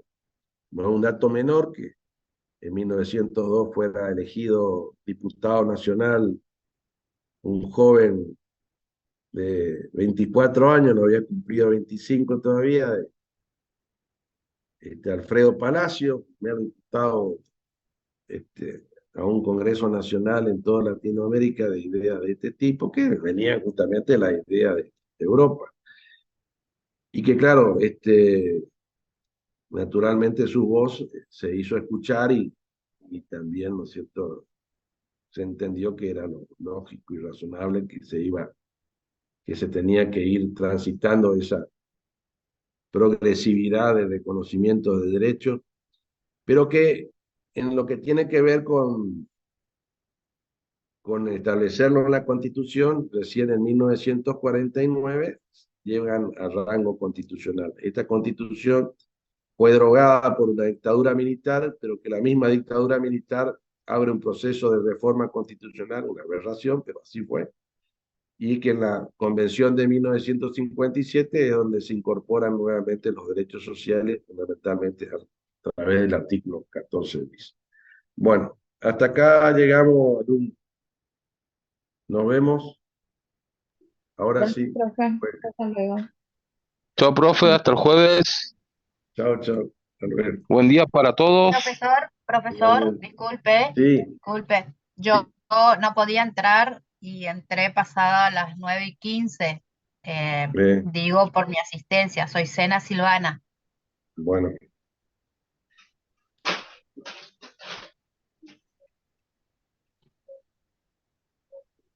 Chao, profe, gracias.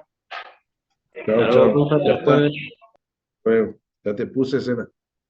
Gracias, profesor. Hasta luego. Profe, perdón que lo moleste. Sí. Estoy desde la compu del trabajo y mandé un mensaje a las 9 para mi asistencia. Sí.